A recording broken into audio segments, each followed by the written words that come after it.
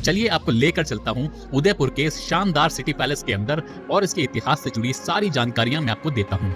ये जगह कहलाती है भैरव स्थान। 16 मार्च 1559 यानी कि 16 मार्च 1559 में राणा उदय सिंह के पोते अमर सिंह का जन्म हुआ था। परंपरा के अनुसार राणा अपने पोते को कुलदेव श्री एकलिंग जी से आशीर्वाद दिलवाने लेकर गए। इसी स्थान पर राणा ने एक खरगोश का शिकार किया और इसको शुभ स्थान मानकर उन्होंने यहाँ एक पत्थर गाड़ दिया। और तभी गोस्वामी प्रेमगिरी नाम के एक महात्मा ने राणा से कहा कि आप अपना महल और राजधानी इसी जगह पर बनाइए। और उसके बाद राणा उदय सिंह ने राय आंगन में नवचौकी महल की नींव रखवाई। यहाँ सिटी पैलेस में कई सारे गेट्स यानी कि पोल बने हुए हैं, जो हैं बड़ी पोल, त्रिपोलिया पोल, हाथी पोल, और अब हम जिस गेट से अंदर जा रहे हैं उसको बोला जाता है तोरण पोल।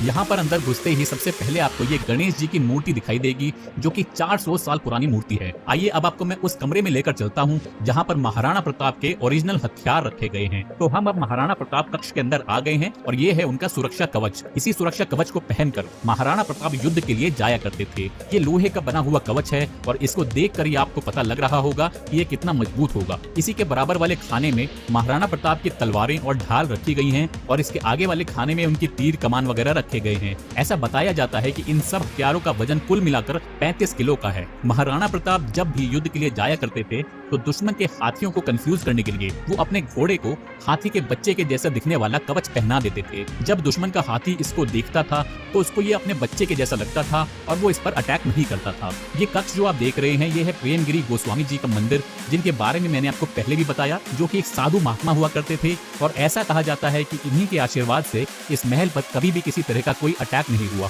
दरअसल मुगल बादशाह अकबर ने एक अफवाह उड़ाई थी कि महाराणा प्रताप उसके सामने झुक रहे हैं और फिर बीकानेर के महाराज ने महाराणा प्रताप को पत्र लिखकर चिंता जताई थी। तो ये जो तस्वीर आप देख रहे हैं इसमें महाराणा प्रताप बीकानेर के महाराज पृथ्वीराज के पत्र का उत्तर देते हुए नजर आ रहे हैं, जिसमें उन्होंने अपने शब्दों में कहा कि आप बिल्कुल चिंता न करें, शेर कभी गिदड़ के आगे झुकेगा नहीं। ये सामने वाली जो आप तस्वीर देख रहे हैं ये हल्दी घाटी के युद्ध में महाराणा प्रताप ने अकबर को जब परास्त किया था तब उनकी प्रजा ने कुछ इस तरह से खुशियां मनाई थी। ये संगमरमर के सिंगल स्टोन से बना हुआ कुंड जो आप देख रहे हैं ये उस जमाने का कोई बाथ टब नहीं है, बल्कि इसको बोला जाता है लखू कुंड। दरअसल जब भी कोई नए महाराणा बनते थे तो उनके राज तिलक के बाद इस कुंड में 1 लाख चांदी के सिक्के भर दिए जाते थे। लखू का मतलब होता है लाख और इसीलिए इसको बोला जाता है लखू कुंड। इन 1 लाख सिक्कों में से 25,000 सिक्के यहीं चौक पर उछाल दिए जाते थे, जिसको आम जनता लूट लिया करती थी। बाकी के जो 75,000 सिक्के हुआ करते थे वो दान पुण्य के लिए इस्तेमाल में लाए जाते थे। इस लखू कुंड को आखिरी बार साल 1930 में इस्तेमाल में लाया गया था और उसके बाद इसको कभी भी यूज नहीं किया गया। उस जमाने में कोई पोस्टमैन वगैरह तो होते नहीं थे, तो उस समय में इन पिंजरों में कबूतर हुआ करते थे जो कि पोस्टमैन का काम किया करते थे। ये सारे पिंजरे उसी वक्त के हैं और ये सब ब्रास यानी कि पीतल के बने हुए हैं। यहाँ सारी दीवार मार्बल की बनी हुई है और ये सारा मार्बल मकराना नाम की जगह से लाया गया था। आपकी जानकारी के लिए मैं बता देता हूँ कि आगरा के ताजमहल को बनाने के लिए जो मार्बल यूज किया गया है वो भी मकराना का ही था।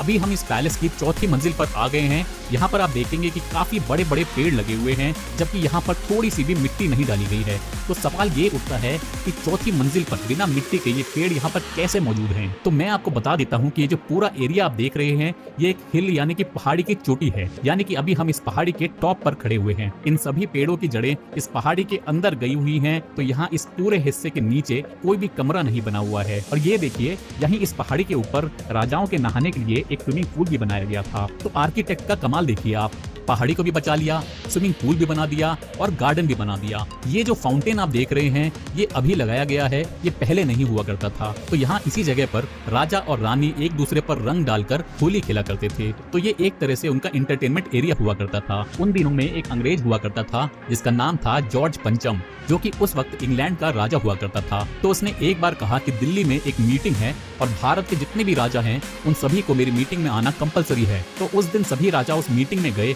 लेकिन महाराणा फतेह सिंह वहाँ नहीं गए, क्योंकि अगर वो भी वहाँ जाते तो उनको वहाँ उस अंग्रेज के सामने झुककर उसको सलाम करना होता, और यही नहीं बल्कि उसके सामने नीचे भी बैठना पड़ता, जो कि मेवाड़ की शान के खिलाफ है। और शायद आप में से बहुत लोग जानते भी होंगे कि मेवाड़ में एक कहावत आज भी प्रचलन में है कि हम लोग सर कटा सकते हैं लेकिन सर झुका नहीं सकते। तो जब ये बात उस अंग्रेज को पता लगी तब वो महाराणा फतेह सिंह की बहादुरी से बहुत प्रभावित हुआ और उसने यहाँ महाराणा के सम्मान में दिल्ली से ये चेयर भिजवाई थी। ये रास्ता जो आप देख रहे हैं ये इतना सकरा इसलिए बनाया गया था जिससे कि दुश्मन अगर इस महल में घुसने की कोशिश करे एक बार में एक से ज्यादा आदमी यहाँ ना चल पाए। ये जो सामने में आप दरवाजा देख रहे हैं यहाँ पर एक गुप्त रास्ता हुआ करता था और यहाँ इस तरह के और भी कई सारे गुप्त रास्ते हुआ करते थे जो कि बाद में बंद कर दिए गए। अब जो आप कमरा देखने वाले हैं इससे खूबसूरत कमरा पूरे सिटी पैलेस में कहीं नहीं है। इस कमरे का नाम है कांच की बुर्ज, इसको शीश महल भी कहा जाता है। इस कमरे का निर्माण महाराणा करण सिंह जी ने करवाया था। ये पूरा जो कमरा आप देखेंगे ये कांच का बना हुआ है, यानी कि इसकी दीवारें, इसकी छत और इसका फर्श तीनों ही कांच के बने हुए हैं। और इसके जो दरवाजे आप देखेंगे ये आइवरी यानी कि हाथी के दांत के बने हैं। तो ये कांच का जो कक्ष बना हुआ है ये राजा रानी का बेडरूम हुआ करता था। यहाँ पर आपको तरह तरह की तस्वीरें देखने के लिए मिलेंगी जिनमें आपको नृत्य करती हुई महिलाएं दिखाई देंगी, पूजा पाठ करते हुए और पोलो गेम खेलते हुए राजा दिखाई देंगे, और भी यहाँ पे तरह तरह की तस्वीरें आपको देखने के लिए मिल जाएंगी। ये वाला जो कमरा आप देख रहे हैं ये दरअसल एक लाइब्रेरी है।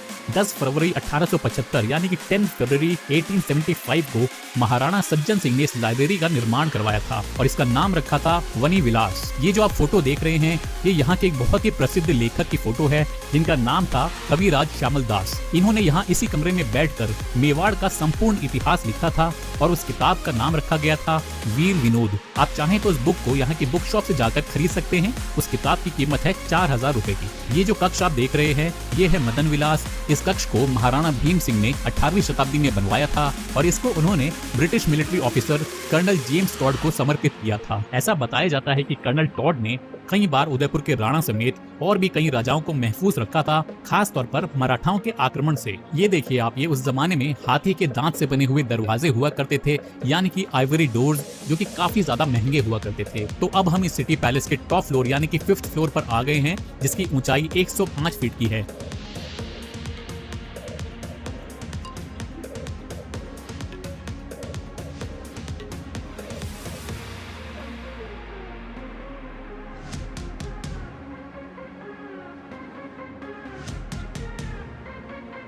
यहाँ नीचे में जो आपको चौक नजर आ रहा है इसको बोला जाता है दीवाने आम, यानी कि वो जगह जहाँ पर राजा आम लोगों की समस्याएं सुनने के लिए आया करते थे। ये है मोती महल। इसका निर्माण महाराणा करण सिंह जी ने 1620 में करवाया था।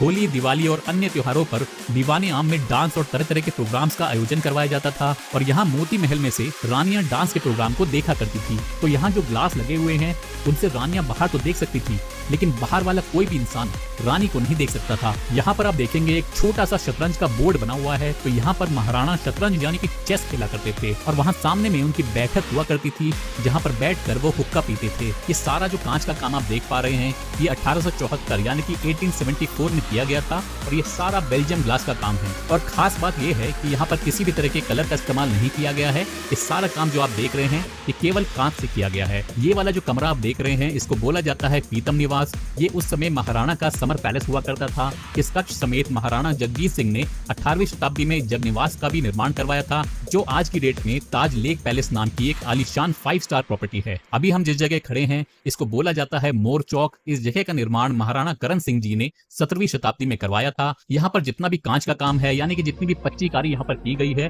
उसको महाराणा सज्जन सिंह ने 19वीं शताब्दी में करवाया था। यहाँ पर आप जितने भी महल और मंदिरों के ऊपर स्वर्ण कलश देखेंगे वो सारे स्वतंत्र राज्य के चिन्ह हैं, यानी कि इंडिपेंडेंस की निशानी है। ये वाला जो कमरा आप देख रहे हैं इसको बोला जाता है मानक महल। ये उस समय खाने पीने का कमरा हुआ करता था, यानी कि डाइनिंग हॉल हुआ करता था ये। और जैसा कि आपने दीवाने खास में देखा ये भी उसी तरह से बेल्जियम ग्लास का बना हुआ है। इस कक्ष को महाराणा करण सिंह जी ने बनवाया था और ये सारे का सारा जो कांच का काम आप देख रहे हैं इसको महाराणा स्वरूप सिंह जी ने 19वीं शताब्दी में करवाया था। तो अब हम जा रहे हैं जनाना महल की तरफ। तो आपकी जानकारी के लिए मैं बता देता हूँ कि जब भी कोई रानी के पति की मृत्यु हो जाया करती थी, यानी कि जब वो विधवा हो जाती थी, तब उनको इधर जनाना महल में शिफ्ट कर दिया जाता था और यहाँ पर पुरुषों को आना पूरी तरह से वर्जित हुआ करता था। तो जब भी यहाँ पर कोई फेस्टिवल, प्रोग्राम, शादी ब्याह वगैरह हुआ करता था तो उनको उस प्रोग्राम में शामिल नहीं किया जाता था। ये वाला जो आप कमरा देख रहे हैं, ये एक विडो यानी कि विधवा रानी का बेडरूम हुआ करता था, जो कि दिखने में आपको बहुत ही साधारण सा लगेगा, एकदम सिंपल सा, बिना किसी चमक दमक के। ये जो बेड आपको दिख रहा है, ये चांदी का बेड है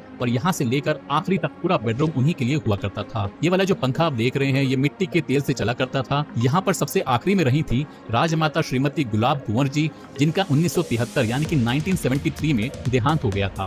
यहाँ देखेंगे आपके भगवान कृष्ण का झूला भी रखा हुआ है, तो रानी के पास जब भी समय हुआ करता था तो वो यहाँ बैठे बैठे भगवान कृष्ण को इस झूले पर झुला दिया करती थी। यहाँ देखेंगे आप उस समय के तांबे के बर्तन भी रखे हुए हैं। ये कमरा जो आप देख रहे हैं, ये है भोपाल विलास। यहाँ पर जो झूमर आप देख रहे हैं, ये बर्मिंघम इंग्लैंड का है और ये ऊपर में जो फैन आप देख रहे हैं, ये इटली का है और नीचे में जो फैन रखा हुआ है, ये केरोसिन ऑयल यानी कि मिट्टी के तेल से चलने वाला एक फैन है।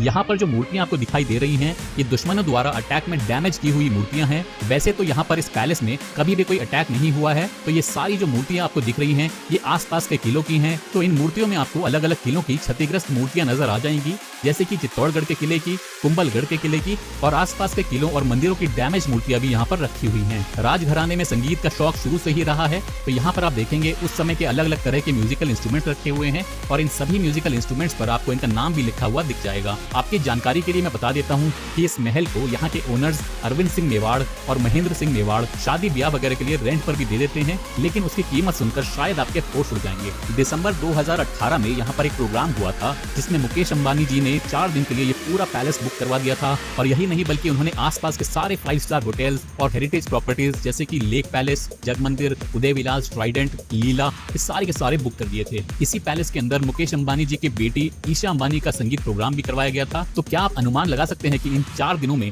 कुल मिलाकर मुकेश अंबानी जी ने यहाँ पर कितना खर्चा किया होगा? खैर मैं आपको बता देता हूँ, उन्होंने अपनी बेटी के संगीत के प्रोग्राम के लिए यहाँ पर 100 करोड़ नहीं, 200 करोड़ नहीं, बल्कि कुल मिलाकर इन 4 दिनों में उन्होंने 800 करोड़ का यहाँ पर खर्चा किया था। जी हाँ, 800 करोड़ का। खैर अभी जो हम पूरा पैलेस घूमकर आए हैं, इसमें हमने टोटल 1.5 किलोमीटर घूमा है और कुल मिलाकर हमने 235 सीढ़ियां चढ़ी और उतरी हैं। तो ये था उदयपुर का बहुत ही सुंदर और ऐतिहासिक सिटी पैलेस और इसी के साथ में यहाँ पर पिचोला झील भी है। तो आप चाहें तो इस खूबसूरत झील में बोटिंग का भी आनंद ले सकते हैं। तो पिचोला झील में आप सुबह 9 बजे से लेकर शाम के 6 बजे के बीच में कभी भी बोटिंग कर सकते हैं। तो उम्मीद करता हूँ कि आपको मेरे साथ ये पैलेस घूमकर अच्छा लगा होगा। अगर आपको ये वीडियो पसंद आया तो इसको लाइक और शेयर करना मत भूलिएगा और हाँ, अगर आपने मेरा चैनल अभी तक सब्सक्राइब नहीं किया है तो इसको सब्सक्राइब जरूर कर लीजिएगा। आपका बहुत बहुत धन्यवाद।